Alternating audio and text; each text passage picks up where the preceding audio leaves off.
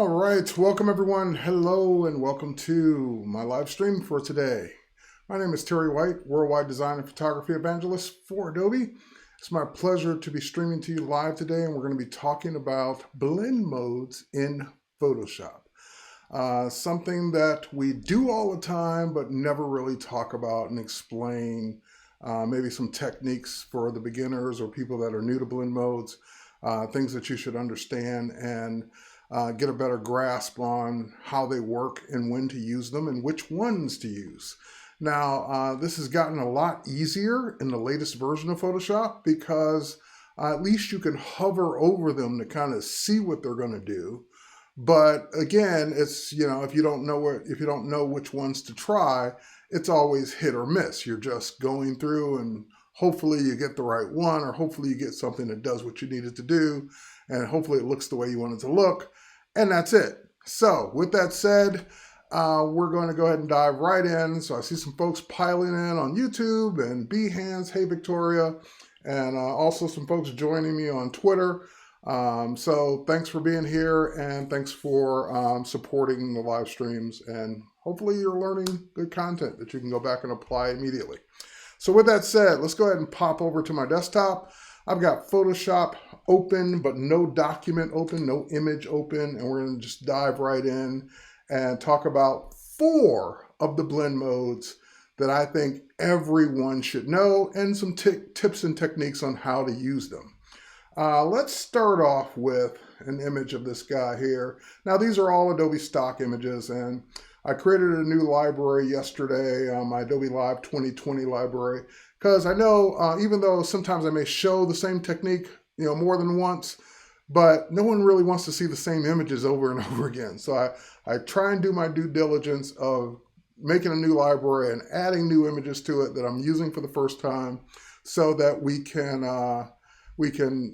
just not get bored seeing the same thing over and over. So let's start off with this guy. Again, I just grabbed this from stock today.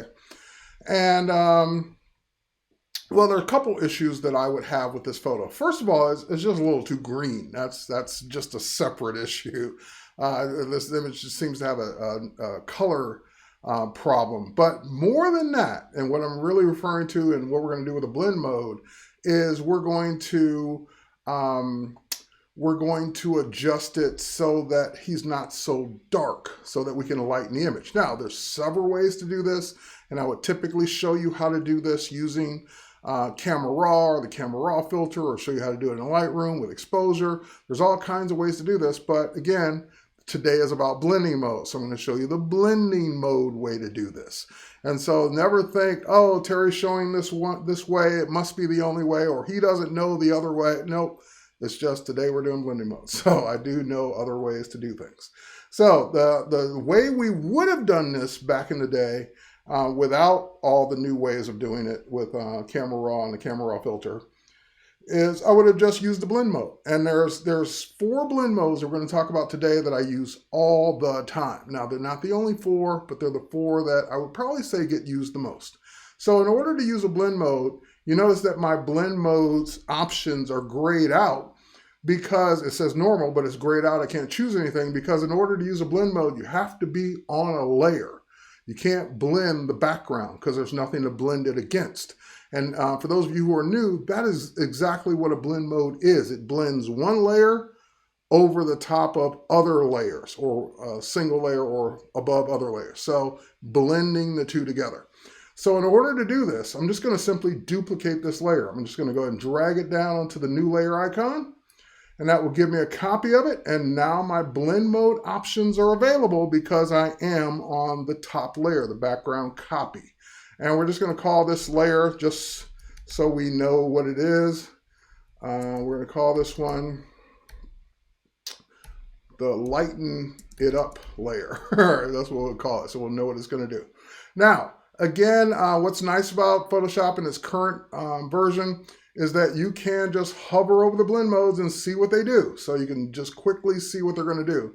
But I'm going to show you the one that I would go to as a default for something like this right off the bat, and that is the screen blend mode. So screen makes things twice as bright. That's the easiest way to remember it. And of course, there is a blend mode that makes things twice as dark. So the screen blend mode would be the way that I would apply this. Now, if I apply it and I decide that, well, it made everything too bright, which it does, it makes the entire layer twice as bright as it was, then you can use a mask on that layer to bring out just the areas you want to be brighter. So again, I don't have a problem with it brightening up the entire image, because in my opinion, this image was too dark. But maybe I don't want to brighten it as much, and maybe I don't want to brighten it in certain areas. So now this is where the techniques come in. So you learn what screen does, makes things twice as bright. What are some of the techniques to use with a blend mode? So one of the things you can do right off the bat, easy one, just lower the opacity of the blend mode. Lower the opacity of that layer with the blend mode, I should say. So if I don't want it to be twice as bright, maybe I drop it down to 50%. So now it's only half as bright as it was. Of course, turning that layer off will always show you the before and the after. And again, I don't have a problem with it being that bright. But I'm going to put it back up to 100.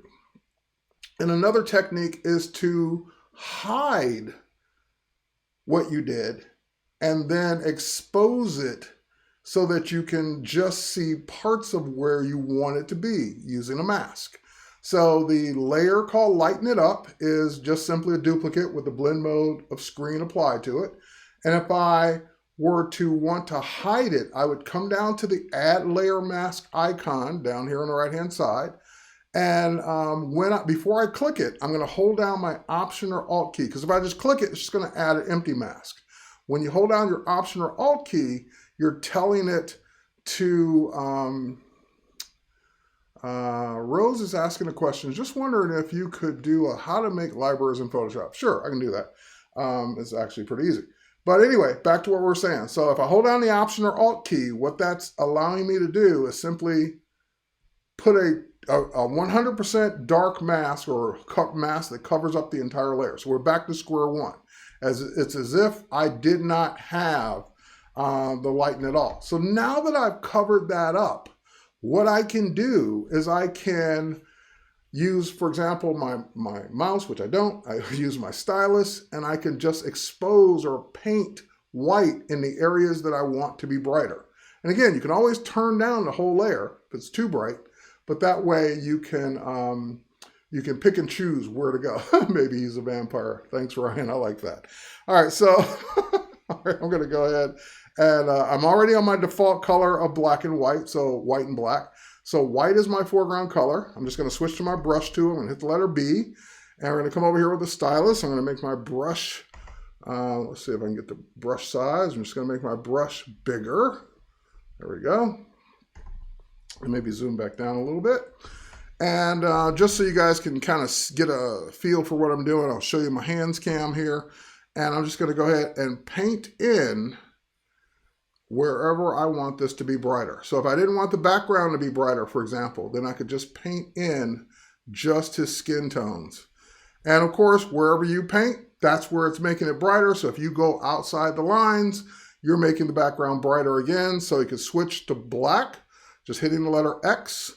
And then you can say, no, I want to hide that. So don't apply this in this area. Just hide it on the hair, hide it in the areas we want. And again, switching back to white, I can say that this would be brighter. Switching back to black, I can say this would be darker. So you can paint in that mask where you want it to be. So if I want his forehead to be nice and bright, I can do that and get his forehead nice and bright. So that way you can apply the mask just where you want it to be. And again, you have complete control over that layer. If those spots are too bright, you can still turn down the whole layer just to get it bright enough. So this is our before and this is our after, just putting it where we want it to be. And I see a little bit of a problem there in the background. So let me go back to black, where I got a little overzealous over here in the trees. And I can just darken that back up using my brush on my Wacom Cintiq, actually my Wacom Studio Pro. I keep saying Cintiq because I normally would have my nice big 27-inch Cintiq, but I'm kind of downsizing here in my live stream studio to give me more desk space. So I moved the Cintiq to a different spot. All right, but anyway, the Wacom Studio Pro does a great job. and allows me to just easily, pressure sensitive wise, paint in exactly where I want that to be. Okay, next up, if that's screen, which makes things twice as bright, what's the opposite of screen? So I'm going to close this image. We're done with it for now. And I'm going to go to an image that is not necessarily too dark or too bright, but maybe you want to, again, do the same kind of thing that we did, but to part of the image. So in this case, she's properly exposed. She might even be a little too bright, but she's probably, not intelligence-wise, I mean lighting-wise, she might be a little bit overexposed in certain areas, but that's okay. I'm really concerned about the background, because if the background is too bright, then it will be a distraction from your subject. So let's say I just wanted to darken the background. So again, I can use a blend mode to do that. First, I would duplicate the layer, just like we did before. Just drag it down or hit Command J. And that'll give me a duplicate layer, and I'll just rename this layer just to be in the habit of renaming, darken it up, or darken the background. All right, so now I've got my darken the background layer, and now we're just going to switch to a different blend mode, which again is going to darken the whole thing because we didn't make any selections. But if I go in and say, what blend mode would darken it? Well, we know screen makes things twice as bright, so there must be one that probably makes things twice as dark, and it is called multiply.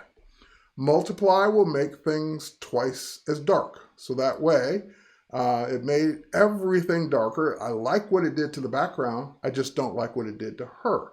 So the same thing would apply. I would need to mask her out so she's not being applied, or that's not being applied to her.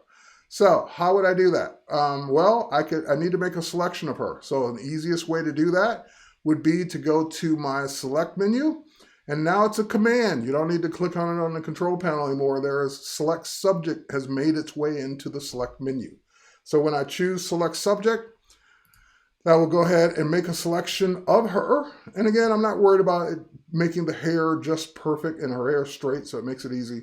But I'm just going to use that as a mask to apply. So if I apply a mask and then invert that mask, because right now the background got masked out, but she's not. So if I just hit Command I, it will now switch the mask around so that everything in the background, here's our before, here's our after, everything in the background got darker, but she stayed brighter. She stayed properly exposed, let's put it that way. All right, so here's, that's just multiply again. Yep, twice as dark. So the multiply blend mode made things twice as dark. The screen blend mode made things twice as bright.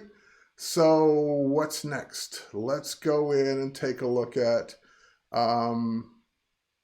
the overlay blend mode. Now the overlay blend mode, I don't have a simple rule for that. I don't have a, oh, it always does this.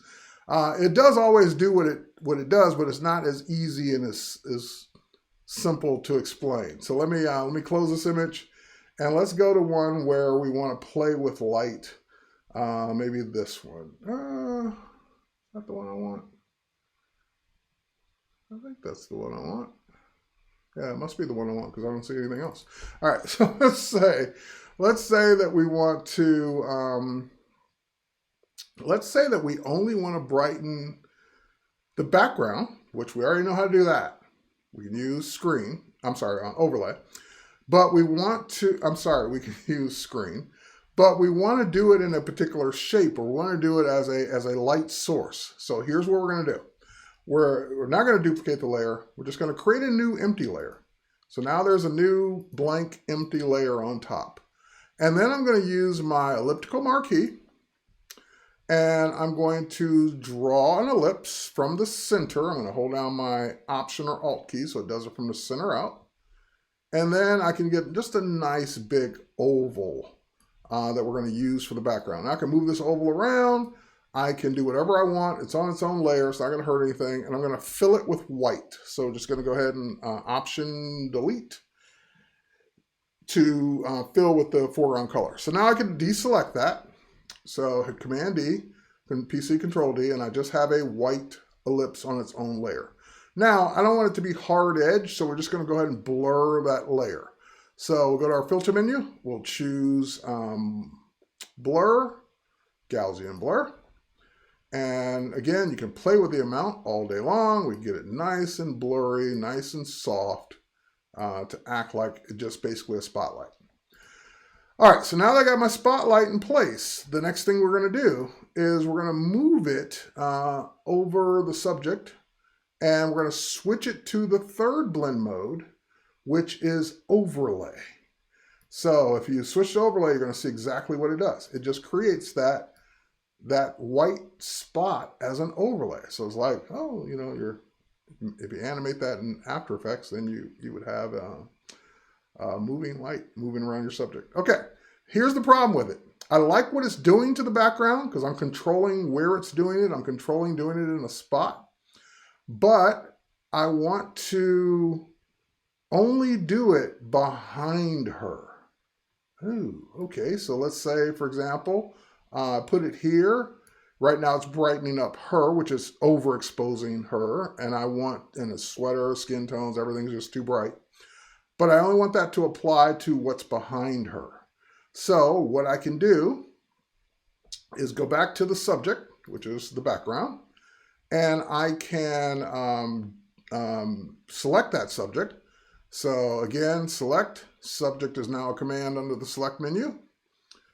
And that will make a selection of her. And again, it will not be perfect because she's got hair. So I would normally go into Refine Edge and fix the hair, make sure the hair gets selected. But that's okay for what we're going to do, because we're just going to put this right on top of everything else. So now we're going to make a new layer of just that selection. So Command J, PC Control J, and if we look at it, that's what it looks like. So the hair is not selected well at all, and I don't really care because I don't need it to be. But if I care, I'd go into Refine Edge. All right, so now we're just going to take that layer and put it on top of the spotlight, and boom. Now the spotlight is only behind her. Technically, it's over the background, and all we did was just put her on top of it so that we lit the background. Now, if the spotlight's too bright, no problem. Go to the spotlight layer and just simply lower it. Lower the opacity of it so it doesn't stand out so much. So that way you can just light your background quickly and easily that way. And that's one of many ways to do it. So that was just another quick technique using overlay. So if you kind of look at overlay as it creates some, again, I can't explain easily what that does, but just experiment with different layers using the overlay blend mode to see what you get. Because it's not always going to be the same. It's not like screen where it's always going to be twice as bright, or multiply where it's always going to be twice as dark. It will depend on the colors that you're overlaying as well. I would say overlay is kind of like one of those blend modes that just adds a lot of punch to whatever the layer is to the layer below. All right, so that was overlay. That was blend mode number 3. Blend mode number 4 is one that I use all the time, and that's the color blend mode. So let's open up this image. All right, and we're going to do I use it all the time when I'm doing compositing, because I want the image I'm compositing on top of something, on top of a background, to look like it was always there. And of course, we can add shadows and all that stuff to try and make it look right. But what usually throws off a composition is when you put something on top of something else and it's different color, different lighting, different everything, because it was shot in a different place. So, so someone's asking, can these be used in conjunction with an adjustment layer? I don't see why not. Blend modes are always their own layer, so they're going to be on top of whatever you put them on top of, but you know, there's nothing stopping you from putting them on top of an adjustment layer as well. Okay, I'm sorry, they're going to be, never mind. Yes, you should be able to do that. You're going to apply the blend mode to the adjustment layer. So yes, it would adjust whatever's below it, is what I was trying to say. All right, so next up, let's go here. Let's drag this guy. I just happened to find this stock image of a guy falling, so this works perfectly for this. We're going to size him down and move him here, and then go ahead and lock it in. Now we're going to use a technique that's new to Photoshop as of last November, new to Photoshop. And what we're going to do is we're just going to tell Photoshop to just remove the background. But in order to do that, it cannot be linked to that library item. So what we're going to do first is go to the Properties panel. And then we're just going to say that we want to convert this to layers, which simply means break the link from the library panel. And watch what happens the minute I click this button. As soon as I say convert to layers, and by the way, if you just pulled over any other image, it would have been fine. You wouldn't have to do this extra step. But as soon as I say convert to layers, and I say yes, I get the remove background button. So the remove background button would already be there if it wasn't linked to the library item. So now I just say remove background, and Photoshop does two things. It does a select subject, and it does a mask of the background right off the bat for me. Now, of course, select subject isn't perfect, so therefore remove background won't be perfect. And there's an area right up here where it did not get the background, did not get that spot in the middle there. So what I could do, several ways to do that. So I could go into select subject. Let's make my brush smaller. Let's get that area. And then we'll go to the mask and we'll just apply black to that area to mask it out. All right, so now we got that guy masked out.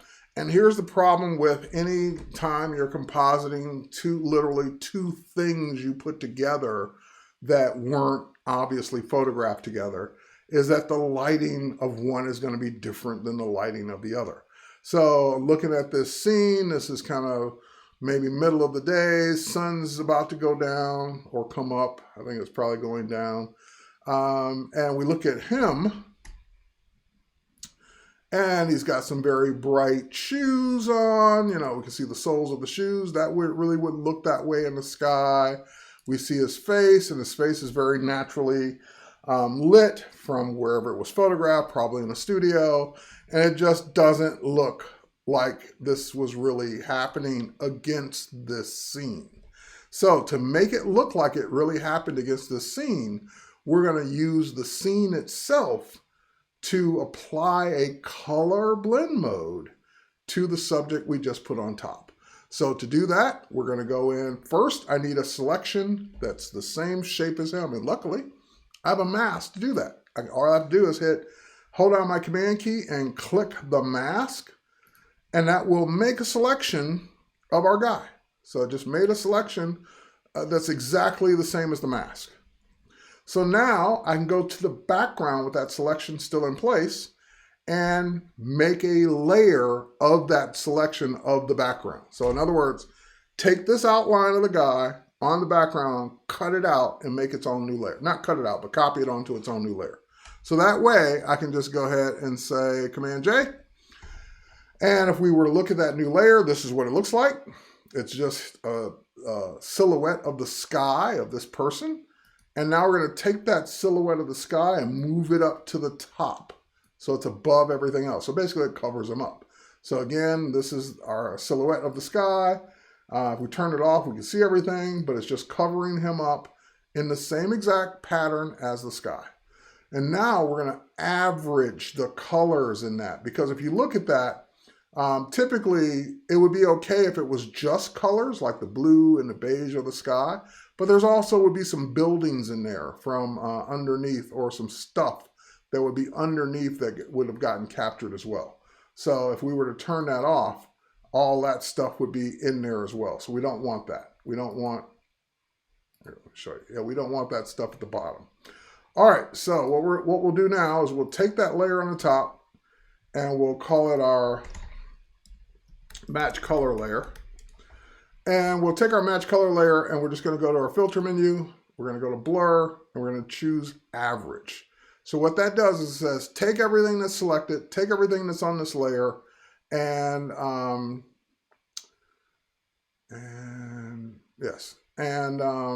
average them together. Just take an average of the colors and make one thing. So it just did that. Now your average will sometimes be dark, sometimes it'll be light, sometimes because it's making an average. It's an average of all the colors in that scene. And that's okay that it didn't make it dark or blue or what I expected, but it did make an average. So now I'm going to take that average and apply the blend mode to that layer of color.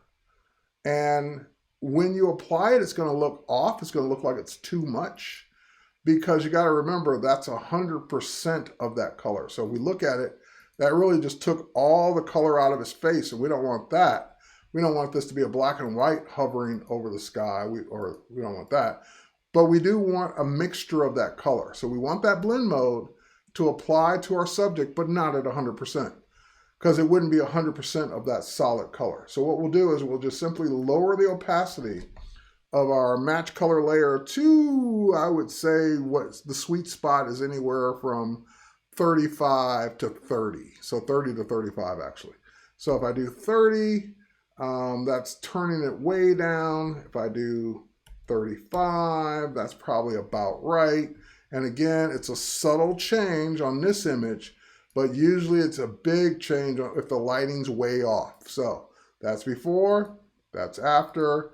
Again, it's a very subtle change in what this image would look like, but it's making that change nonetheless. So it's basically just making our image a little duller. If you don't think it's doing it enough, you can increase the percentage of opacity. So that's at 50%, and that's, yeah, see how much duller his skin tone's getting to match kind of what would be happening in the sky. And again, play with your opacity. If you still don't think it's enough, you can always go higher. But like I said, I usually start around 30 to 35% and tune it from there. So now that would look... Ants are used social insects of the family Formicidae and, along with the related wasps and bees, belong to the order Hymenoptera. Okay, so Alexa's thinking I'm saying something, which I'm not. But anyway, this is what happens when you have devices in your house listening at all times.